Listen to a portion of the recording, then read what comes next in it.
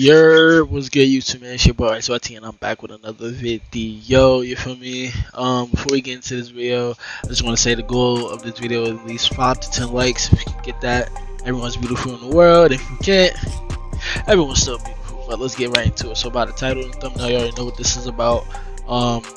Recently, me and my friends have been playing Dead Island 2, and it's been very fun. It's actually not a bad game. Another one of the best games I ever played, published recently, besides Hogwarts Legacy. So, yeah, like, this game is very fun. I do suggest people who normally want to try new things if they're more comfortable with FPS and stuff like that. But me, I tried Dead Island 2 and I love it, and I'm grinding it. So make sure you're following the Twitch so you never miss a stream whenever I'm streaming it, and just in general, don't miss a stream. But let's get right into it. So you come in here, you want to know which are the best characters. Now, shout out to Games Radar. I think their ranking tier makes a lot of sense in my opinion. So without further ado, let's get right into it. So they're ranking Carla the best, Jacob the second, Ryan third, then Danny, then Bruno, then Amy. I'm telling you off the rip, Amy is the worst character in this game.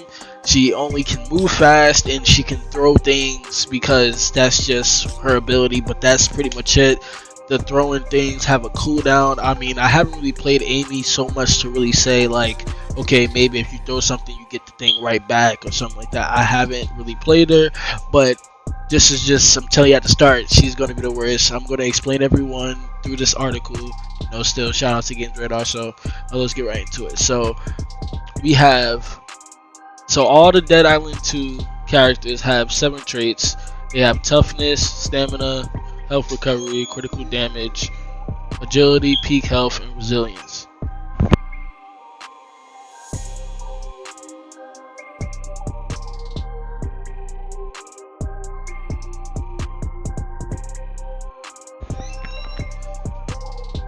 So pretty much, yes, all the Slayers have the same traits. Thing is, some characters have better stats than others. You know, they perform at their best when they have this stat. They perform their least at this stat. But let's get right into it. So they started with Jacob. Jacob has 3 toughness, 4 stamina, 2 health recovery, 3 critical damage, 3 agility, 5 peak health, which is his best stat on there, but his worst stat is resilience, which is 1. The stats alone, I will say that they may say that resilience, is not the best, or that trait doesn't matter. The thing is, guys, resilience will help you because later in the game you're going to be fighting a lot of elemental zombies. When I say elemental zombies, you have fire zombies, you have toxic zombies, you have electrical zombies, and you know that resilience is what helps you fight through all that stuff, because if your resilience is low, you're going to take more damage to elemental zombies and just elements in general. So let's get back to Jacob. So his innate skills, this is the skills that he just normally has. You can't change them. This is just all about Jacob. So you have Furrow. You have minor stacking damage boost when attacking in quick succession. So that's pretty much just fighting, just attacking. That's regular fighting, you know. Then critical gains, critical hits with low stamina boost, critical damage, and regain stamina. Critical gains, that skill right there alone is actually really good. You know, you're fighting, and you know when you're getting the critical damage, you're getting your stamina back. So if you're doing heavy attacks while getting those crits off, you're getting your stamina back. So you know, it's all at low stamina though. So it says Jacob has some good general stats, although he's weak to elemental damage, like I said before, which could be tough against some enemies. The damage boost from quickly linking attacks is useful though, considering how many crowds you'll be taking on. So the crowds part, you will be fighting a lot of zombies at once, a lot in this game. I'm almost done with the regular quest missions, but trust me, you will be fighting a lot of crowds of zombies. So then we have Bruno. We have his toughness at 2, his stamina at 3, his health recovery at 3, his critical damage at 5, which is his best, his agility at 4, peak health at 1, which is his worst, and then we have resilience at 3. So Peak health. So the thing about Bruno, right? As you can see, critical damage is already there. His health is terrible. In 3, I've seen it for myself. Literally in like 3 hits, Bruno's going down every time. But the reason why I think he is I think he would, when it comes to like personal preference, I think Bruno could beat Danny in some ways. However, he just has super low health. Like, that's the worst thing about this character, is that his health is too low. And the crowds that you will be fighting, he will not be enough. He will not be enough. I will tell you that. He will not be enough. So his innate skills, backstab, moderate damage boost when attacking from behind. That's not really that OP, because you're not gonna always be sneaking up on zombies, and there's not no like stealth type of mechanic in this game. So, and like literally when you're trying to creep up on zombies, they'll turn around. So it's like behind, it's not really gonna do that much. You're not gonna always be behind zombies. So I don't really think that skill is really that great.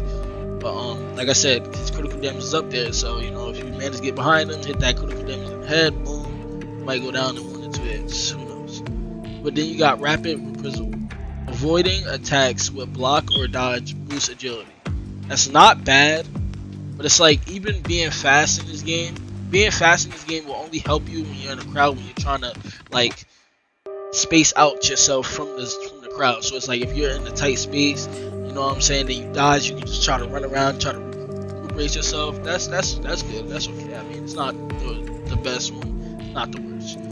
Bruno, it says Bruno has the highest critical damage and good speed, but not much else. True. His ability gets more damage. His ability gets more damage attacking from behind. Isn't that? I said he. His ability to get more damage attacking from behind isn't that useful. While the speed boost from dodging isn't awful, true, but doesn't really help you much in combat, which is true. I say Bruno is the hardest character to use. Besides Amy being the worst, he's probably the hardest character to use because of his health alone, and that attacking from behind ain't really gonna. So then we have Carla. This is the person I chose. I honestly think she is the best character, and I'm going to tell you why in a second. So her toughness is 4, her stamina is 3, her health recovery is 3, her critical damage, which is 1, which is worse. Give me a second though. Her agility is 2, peak health is 3, and her resilience, which is her best stat, is 5. Like I told you, elemental damage, her resilience, she won't die as fast as others, and you're going to be fighting a lot of those elemental zombies. I'm giving you a heads up now, you will have trouble if you're running into multiple elemental zombies, especially the toxic ones. They are so annoying. The shock ones are so annoying because they stun you, they shock you, and they stop you from moving. So it's really bad. But here we go. Innate skills, which is we got the one that's called Mosh Pit. Minor damage boost near multiple enemies. Now before we get to Ryan, her and Ryan are like the tanks of this game because of that Mosh Pit innate skill alone. Like, Ryan is more of a tank than her. Like, his toughness is already up there, his forces are up there, but her Mosh Pit makes her like a tank because you're going to be fighting multiple zombies anyway. So that Mosh Pit skill alone is probably one of the best skills in the game. So then we got Dig Deep, which is toughness boost when health is critical. So pretty much, I'll try to explain toughness as much as I can right now, but toughness is like when your person is like having the will to be able to fight while, you know what I'm saying, while it's a lot of crowd. Because when your toughness is low, you're not going to be doing that much damage because like your person is not really feeling it. Like, I guess this one's some spiritual, but I don't know. I'm trying my hardest to really explain it, but you know, that Dig Deep is still a good skill. Now, before we get into this little passage right here, Mosh Pit, like I'm telling you guys, minor damage boost near multiple enemies. When it's too many enemies around, she gets the damage boost, meaning that while fighting multiple enemies, your damage is going up. So even though her critical damage is only 1, those boosts will help her critical damage get up there. I've hit freaking zombies for 2,000 critical damage with a hammer. Then you have the critical damage for the guns that you will get later on into the game. and then the critical damage just alone from just regular weapons. I'm telling you, the critical damage is bad. That's cool, but because of her skills, it makes the critical damage worth something. And dig deep, that alone is still a good badge because when you're low, you're going to get stronger. So it says Carla is one of the best characters in the game with great resistance to damage of all types. True. And she also gets tougher the lower her health falls. While she has the lowest critical damage of any character. True. Her boost to damage inflicted when near multiple enemies is incredibly useful. That is so true. This is why I think Carla is the best, if not the best, one of the best characters in the game. Because, yeah, Jacob has health, Bruno has the critical damage, Danny may have the stamina, Ryan may have the strength, Amy may have the agility. But her resilience can literally take part and beat some of their traits alone. That resilience alone. And then her skills alone can beat some of their stats. I'm just telling you right now. You will not go wrong with choosing Carla. You will not go wrong with choosing Jacob. If you're more of a person who wants to challenge themselves, Bruno or Amy. Amy's the worst. I would just say go straight to Bruno. If you want to be limited to something, like I'm going to show you right now. So let's move on to Danny. So Danny has 3 toughness, 5 stamina, which is her best. My bad. Her agility is not the best. It's the stamina. I'm sorry. The stamina is 5, which is the best. Her health recovery, which is 1, is the worst. That's actually not good. And I will get into that a little bit. Critical damage is 3. Agility is 3. Her peak health is 4, which is amazing for her. And then her resilience is 2, which is not bad. So why I say health recovery, that is really bad to have at 1 is because you're fighting multiple zombies and you get that little break to heal up. She's not going to heal up that much, and if you're running out of medkits, you're done. Like, I know Bruno is worse than her, but when it comes to like fighting and low health and stuff, but her health recovery is not that good. So then we have her innate skills, which is Thunderstruck. Heavy attacks trigger a forceful explosion on impact, which affects enemy stability and stuns them. Now, Thunderstruck is not bad. I would say her skill, that skill is not bad. Only thing is just like if you're fighting multiple and there's more coming from far, it's not going to reach to everyone in the radius. It's just going to reach anyone that's in the radius of her thing, which is like a 8 to 10 radius. I don't really know for sure, but it's really not that huge. You know what I'm saying? So then we have Bloodlust. Regain health while killing zombies in quick succession. Now I'll probably say this is her best skill, only because if you're just killing zombies, you're going to get health back. You're just going to get health back. And I'm sorry, I don't mean to like go back and forth, but Carla, when you get a certain trait or a certain card, you will be able to block while getting health. I'm telling you, if you pick Carla, I'll show you my cards in the next video, but I'll show you all my cards in general, but I'm telling you, Carla, I really feel like she's the best. But it says Danny has good stamina and overall health, but that's about it. Her ability to regain health while chaining enemies is useful, and her heavy attack explosions are good but slow. She's not a terrible choice, just limiting, which is true. You can't really do too much with Danny. Like she's limited to just what she has, and some of the cards may boost her up, but like she's really a limiting character. So now we're going to move on to Ryan. His toughness, which is 5, which is his best stat. His stamina is 3. His health recovery is 3. His critical damage is 2. His agility is 1, which is this worst stat. And peak health is 3, and resilience is 4. Now, reason why I would say you could go with Ryan is because of 1, his toughness, of course, his health recovery, and his resilience.